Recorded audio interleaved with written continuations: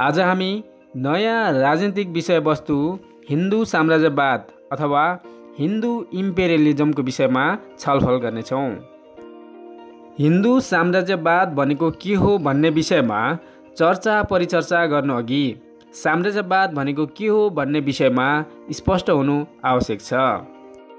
साम्राज्यवाद दुईवटा शब्दहरू मिलेर बनेको छ, साम्राज्य र वाद। साम्राज्यको अर्थ हुन्छ कुनै एक राजाको अधिकार क्षेत्र वा क्षेत्राधिकार भित्र पर्ने भूभाग, र वादको अर्थ हुन्छ आफ्नो साम्राज्यको विस्तार गर्दै लैजाने नीति। समग्रमा साम्राज्यवादको अर्थ हुन्छ कूटनीति, लुटनीति, धुतनीति लगाएर हुन्छ कि षड्यन्त्र, धोका, पाखण्डको प्रयोग गरेर हुन्छ कि फुटाउ र राज गरेको नीति अपनाएर हुन्छ कि या त सामदाम दण्डभेदको नीति लगाएर हुन्छ कि या त सोझै सैनिक बल लगाएर हुन्छ आफ्नो क्षेत्राधिकार बढाउँदै लैजानु। अब लागौँ साम्राज्यवादतर्फ। आखिर के हो त साम्राज्यवाद? साधारण भाषामा भन्नुपर्दा शरणको मरण नै साम्राज्यवाद हो, अथवा गुणले गुण खान्छ म तँलाई खान्छुको अवस्था नै साम्राज्यवाद हो। लेनिनको परिभाषा अनुसार चाहिँ पुँजीवादको चरम रूप नै साम्राज्यवाद हो, किनकि उपनिवेशवादको बृहत्तर रूप नै साम्राज्यवाद हो।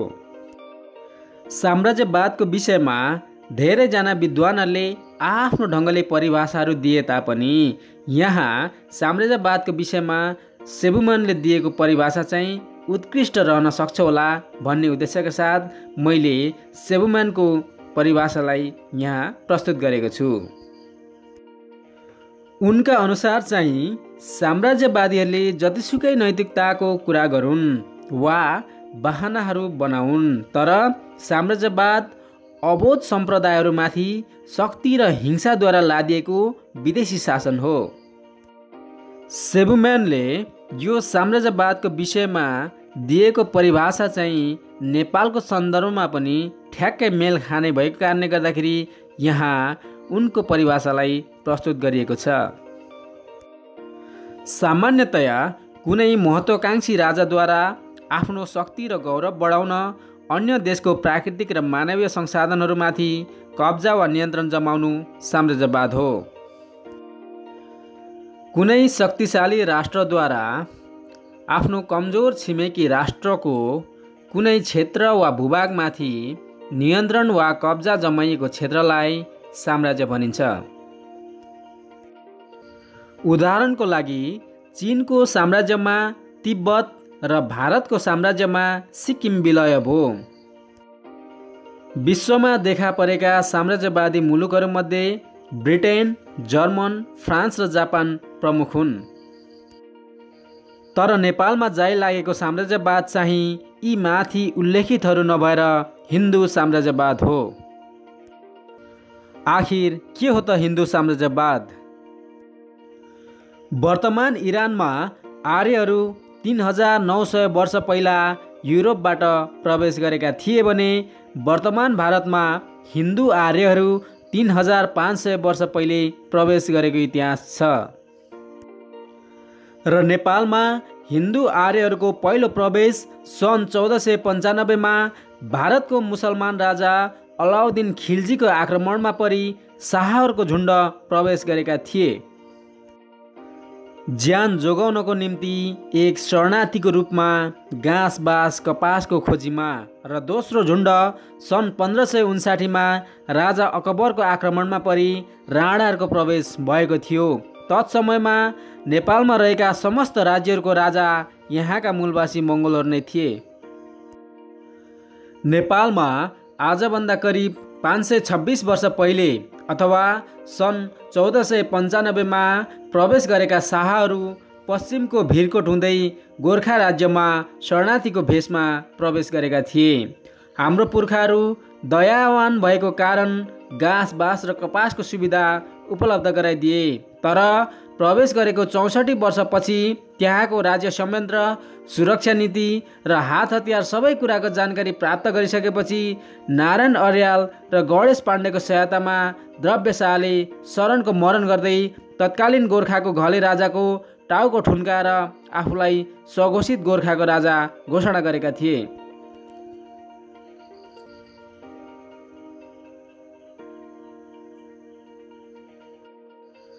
गणेश पाण्डे द्रव्य शाहका प्रथम काजी अथवा प्रधानमन्त्री हुन् भने नारायण अर्याल द्रव्य शाहका राजगुरु हुन्। त्यो दिन नेपालका समस्त मङ्गोलहरूको कालो दिन थियो, अफसोसको दिन थियो भने हिन्दू आर्यहरूको साम्राज्यवादको जग बसालिएको दिन थियो।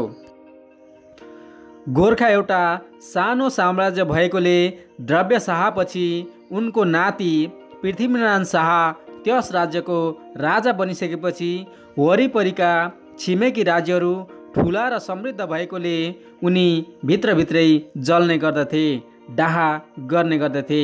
त्यसपछि उनमा वरिपरिका शासकहरू जो आपसमा मिलेर बसिरहेका थिए तिनीहरू सबैलाई आफ्नो राज्यमा गाभेर आफू महाराज बन्ने महत्त्वाकांक्षा पलाएपछि सुरु भयो वर्तमान नेपालमा षड्यन्त्र, धोका र पाखण्डको राजनीति।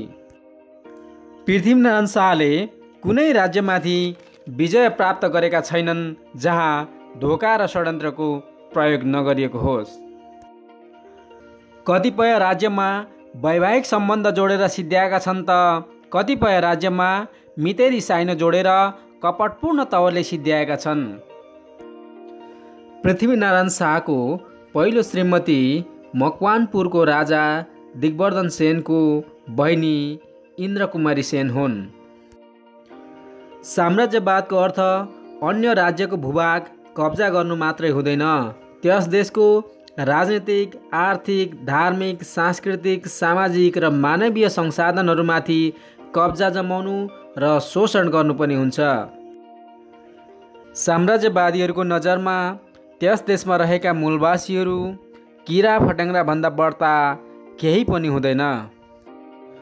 डाक्टर गोपाल गुरुङको भाषामा जुन देश साम्राज्यवादीहरूको अधीनमा रहन्छ त्यस देशको जनताको भाग्यमा खेताला, गोठाला, हनुमान बनिनु भन्दा बढ्ता केही पनि लेखिएको हुँदैन।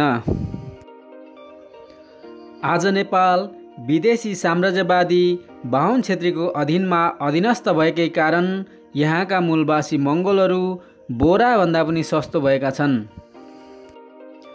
यहाँका मूलवासीहरू जन्मदा फुल जस्तो जन्मिए तापनि हुर्काउँदै जाँदा काँडा जस्तो निख्रिँदै जान्छन् भने उता साम्राज्यवादीहरू जन्मदा काँडा जस्तो भए तापनि राज्यबाट मलजल पाएकाले गर्दाखेरि झाँगिँदै जान्छन् र ढकमक्क फुल्छन्।